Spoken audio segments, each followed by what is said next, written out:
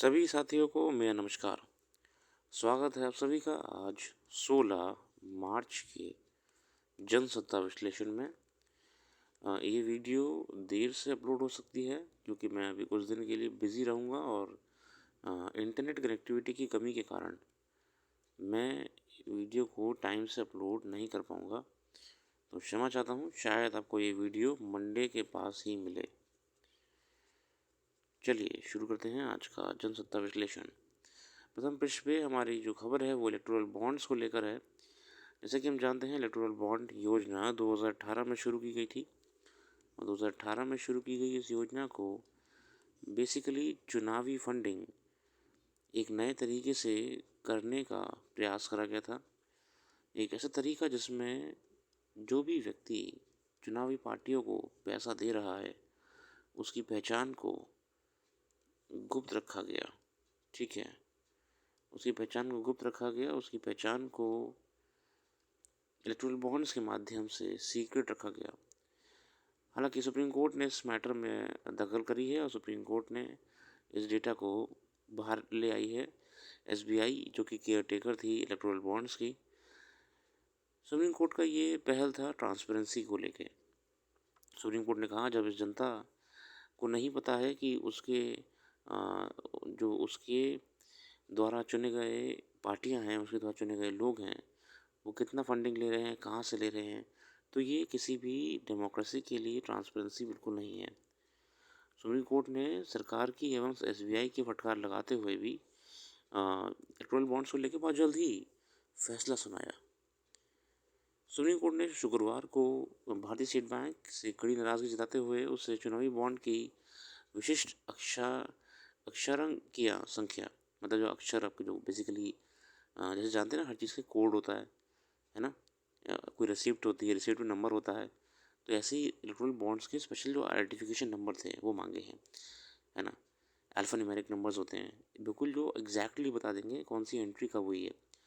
तो खुलासा करने का आदेश दिया प्रधान न्यायाधीश डीवाई चंद्रचूड़ की अध्यक्षता वाली संविधान पीठ ने बैंक को नोटिस जारी कर पूछा है कि पूर्व में विशेष संख्या का ब्यौरा क्यों नहीं दिया गया। संविधान पीठ में न्यायमूर्ति संजीव खन्ना, न्यायमूर्ति बी आर गवई, न्यायमूर्ति जी बी परदीवाला और न्यायमूर्ति मनोज मिश्रा भी शामिल थे। उन्होंने बॉन्ड की विशेष संख्या का खुलासा नहीं किया जो हर हाल में करना होगा। सुप्रीम कोर्ट ने कहा कि चुनाव आयोग की वेबसाइट पर अपलोड करने के लिए ब्यौरा जरूरी है। शीर्ष अदालत ने आदेश के बाद एसबीआई और चुनाव आयोग ने अदालत में चुनावी बॉन्ड दस्तावेज पेश कर दिए थे। असल में नाम तो इलेक्टोरल बॉन्ड के दे दिए हैं एसबीआई ने, मगर जो अल्फान्यूमेरिक कोडिंग होती है, एग्जैक्ट कोडिंग किसी भी चीज़ की होती है, कोडिंग वो ज़रूरी होती है जानने के लिए कि कौन सी फाइल है, कब की एंट्री है, क्या है।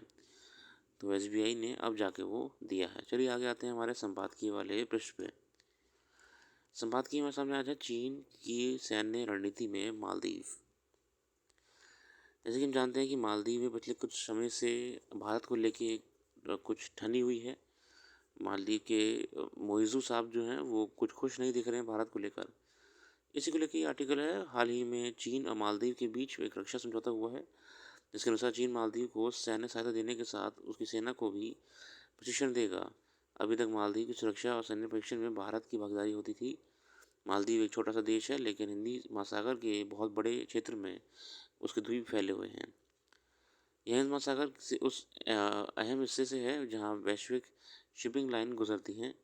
शी जिनपिंग के आर्थिक, विदेश और सुरक्षा नीति के लक्ष्य कहीं और अधिक महत्वाकांक्षी और विस्तृत हैं तथा उनके खास लक्ष्यों में चीन को समुद्री महान शक्ति बनाना शामिल है।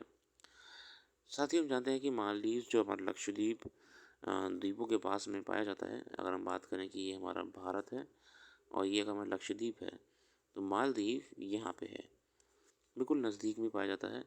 इवन अगर आप देखें तो मालदीव और जो लक्षद्वीप के मिनिकॉय आइलैंड्स हैं, जो लक्षद्वीप में मिनिकॉय आइलैंड्स हैं, इन दोनों के बीच में कॉमन चीज़ है और वो कॉमन चीज़ है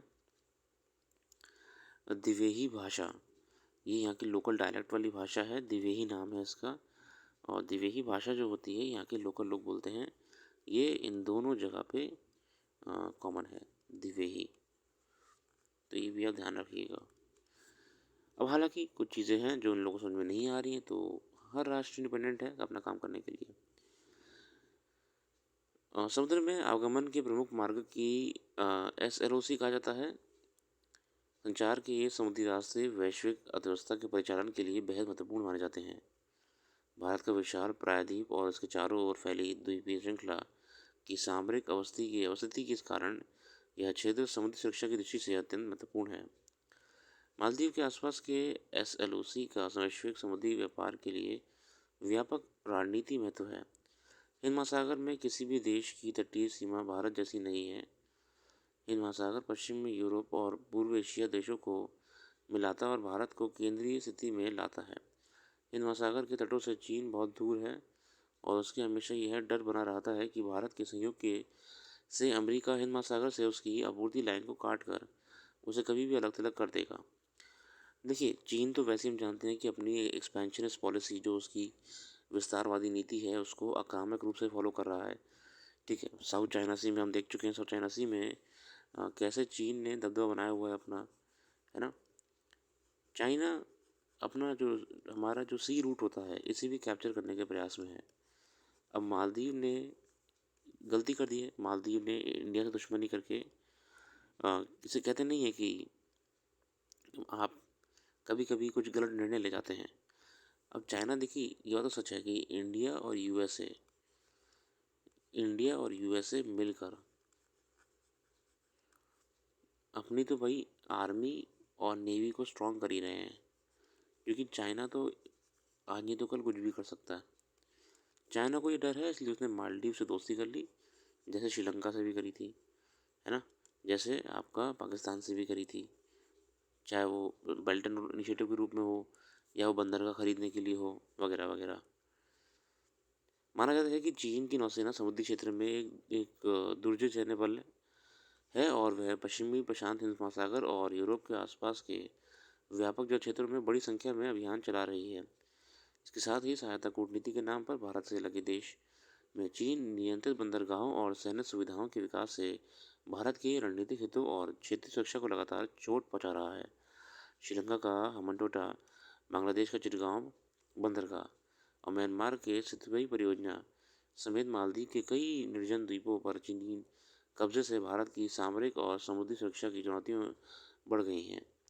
मालदीव चीन की महत्वाकांक्षी परियोजना बेल्ट एंड रोड इनिशिएटिव का हिस्सा है। आर्थिक भागीदारी के साथ ही चीन यह भी सुनिश्चित कर रहा है कि चीन फर्मों द्वारा संचालित टर्मिनल और वाणिज्यिक क्षेत्रों वाले रणनीतिक रूप से स्थित विदेशी बंदरगाहों का उपयोग करने से उसकी सेना द्वारा किए जा सकें। अब देखिए चीन क्या कर रहा है, आपको आपके देश में आके रोडें बना के दे रहा है ना।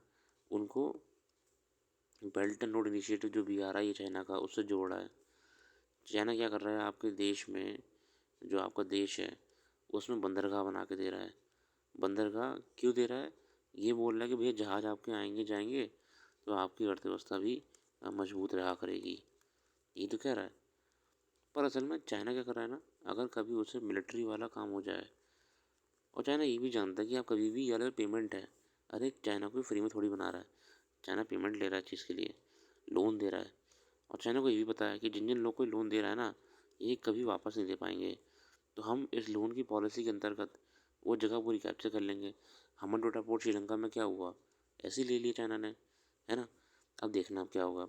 चाइना अपनी आर्मी के मूवमेंट को इन्हीं मार्गों के सहारे और बढ़िया कर देगा। बंदरगाह में नेवी शिप आ सकेंगे, उसे खड़े हो जाएंगे आके, रोड के माध्यम से आर्मी घूम पाएगी, वगैरह वगैरह। ठीक है, अरब सागर में ग्वादर बंदरगाह का प्रबंधन एक चीनी सरकारी कंपनी द्वारा किया जा गया है। यह बंदरगाह फारसी खाड़ी से आने वाले महत्वपूर्ण शिपिंग मार्गों के करीब स्थित है। श्रीलंका का हम्बनटोटा बंदरगाह एशिया और यूरोपीय अंतर्राष्ट्रीय शिपिंग मार्गों सुएज नहर और मलक्का जलडमरू मध्य के करीब है। मलक्का जलडमरू मध्य मध्य पूर्व और पूर्व एशिया के बीच सबसे छोटा समुद्री मार्ग है, जो एशिया, मध्य पूर्व और यूरोप के बीच परिवहन के समय और लागत को कम करने में मदद करता है। मलक्का जलडमरू मध्य पर चीनी निर्भरता बनी हुई है और इस समुद्री मार्ग को लेकर चीन संशय में रहा है, क्योंकि अमेरिकी नौसेना इंडो पैसिफिक और मध्य पूर्व में बहुत मजबूत है तथा यही एकमात्र बल है जो LASOC की सुरक्षा सुनिश्चित करने में सक्षम है। देखिए चीन जो है ना, अभी आपका इधर आपका हम्बनटोटा हो गया, दूसरी तरफ अफगानिस्तान के पास में ग्वादर हो गया बंदरगाह आपका, ऐसे ही प्रयास कर रहा है कि ज़्यादा से ज़्यादा बंदरगाह को कैप्चर कर ले, और ट्रेड रूट तो इसी बहाने उसके हाथ में आ ही जाएगा। अगला आर्टिकल है कीमत का चुनाव। चुनाव नज़दीक आने पर सरकारों की तरफ से लोग लुभावने योजनाएं, परियोजनाएं के अनावरण, वस्तुओं की कीमतें में कमी आदि की घोषणा करना कोई नई बात नहीं है। पेट्रोल और डीजल के देखिए दाम 2 रुपये गिरा दिए, वगैरह वगैरह। पिछले 2 वर्ष से पेट्रोल डीजल की कीमत स्थिर बनी हुई थी। हालांकि इस बीच कई बार कच्चे तेल की कीमत में उतार देखा गया। उसके मद्देनज़र मांग की जाती रही कि पेट्रोल डीजल की खुदरा कीमतें भी कटौती की जानी चाहिए। मगर अब तो सरकार ने तर्क दिया कि तेल के दाम थे में कटौती इसलिए नहीं की जाएगी क्योंकि ताकि इसके तेल कंपनियों को हुए घाटे की भरपाई हो सके। अच्छा देखिए, सर में देखिए कि आज तक जो है पेट्रोल के प्राइस जो क्रूड ऑयल के मिल रहे थे वो तो मार्केट में कम ही हो रहे थे, बीच में बहुत बार कम हुए हैं। तब भी जनता ने मांग करी है कि तेल जब कम में आ रहा है तो भैया आप हमें कम में बेचो ना। मगर तो सरकार ने नहीं करा। बहाना क्या हमारा कि भैया अभी तो कंपनियों को घाटा हुआ था, वो भरपाई कर रहे हैं, उससे प्रॉफिट लेंगे। अब इलेक्शन पास में आ रहा तो कम कर दिया। तो ये लेखक हमारे यही कहना चाह रहे हैं कि चुनाव पास में आते ही ऐसे लुभावने ऑफर करे जाते हैं। तेल की खुदरा कीमतों में बढ़ोतरी का असर महंगाई पर भी पड़ता है। इसलिए महंगाई पर काबू पाने के लिए तेल को खुदरा कीमतें संतुलित करने के सुझाव दिए जाते हैं। मगर विचित्र है कि खुदरा महंगाई चिंताजनक स्तर पर पहुंच जाने के बावजूद सरकार ने तेल की कीमतों को कम करने पर विचार नहीं किया। सबसे अधिक आरोप तेल पर लगाने वाले उत्पादन शुल्क लेकर उठता रहा है। मतलब देखिए, हम जानते हैं कि सब इलेक्शन के पास में आने के बाद सरकारें ऐसा करती हैं, आगे आते हैं। अब बेहतरी की उम्मीद। किसी भी देश में आम लोगों के जीवन स्तर में कई बार बेहतरी से यह आंका जाना चाहिए कि वहाँ की सरकार और उस जनता के जीवन स्थितियों में सुधार के लिए वादे पर वास्तव में कितना काम हुआ। भारत में पिछले कई वर्ष से राजनीतिक बहसें और चुनावी मुद्दे हैं के रूप में विकास एक बड़ा मुद्दा रहा। आए दिन अर्थव्यवस्था से लेकर अन्य कई मोर्चों पर अब बेहतरी की तस्वीर पेश की जाती है। ठीक है, देखिए हम देखें कोई भी देश में अगर विकास जनता का हो रहा है, इसका मतलब दो नैरेटिव सेट होने चाहिए। पहला नैरेटिव क्या है कि जनता भी तो आपका जो मांग कर रही है सरकार है उसे पूरा कर रही है, जो कि अच्छी बात है। इस तुलनात्मक रूप से सुधार कहा जा सकता है। मतलब कि आपके अगर देखें भारत का स्थान में एक अंक का सुधार, जो भी मानव विकास रिपोर्ट आई थी, ह्यूमन डेवलपमेंट इंडेक्स होता है, मानव विकास रिपोर्ट कहते हैं इसे। ये आपका ना यूएन संयुक्त राष्ट्र जारी करता है। तो इसमें हमारा जो है ना रैंकिंग है ना, वो पिछली बार के मुकाबले अच्छा हुआ है। ठीक है, रैंकिंग जो है हमारा, इसका मतलब कि हमारी सरकार जो है ना वो हमारे मानव विकास में अपना कंट्रीब्यूशन दे रही है। हालांकि सूची में शामिल कुल देशों की संख्या के लिहाज से ये कोई बड़ा अंतर नहीं है, लेकिन बेहतरी की तस्वीर को देखते हुए भविष्य के लिए उम्मीद जरूर पैदा होती है। एक उल्लेखनीय सुधार लैंगिक असमानता सूचकांक के मामले में आई है, जिसने 2022 में भारत को 108वें स्थान पर रहा। 2021 में भारत को इस मामले में 122वें पायदान पर जगह मिली थी। देखिए, ह्यूमन डेवलपमेंट इंडेक्स रिपोर्ट हमारे एग्जामिनेशन के बहुत ज़रूरी है। अगर आप प्रारंभिक परीक्षा की बात कर रहे हैं, मुख्य परीक्षा की बात कर रहे हैं, मुख्य परीक्षा में लिखने के लिए कंटेंट मिल जाता है और प्रारंभिक परीक्षा में एमसीक्यू सॉल्व हो जाते हैं।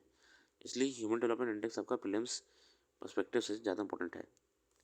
ऐसे में भी कहा जाता है, ज़रूर पढ़िएगा। ये राजनीतिक पृष्ठ है, हम इसमें नहीं जाएंगे।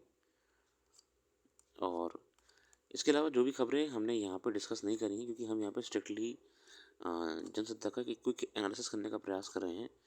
आप वेबसाइट पर जाके करंट अफेयर्स को पढ़ सकते हैं। डिटेल में हमने बताया हुआ है विद एक्सप्लेनेशन। वेबसाइट का लिंक डिस्क्रिप्शन मौजूद है। अपना कीमती समय देने के लिए बहुत बहुत धन्यवाद। मैं अमान मिश्रा कल फिर आऊँगा एक नई वीडियो के साथ। आपका दिन शुभ हो।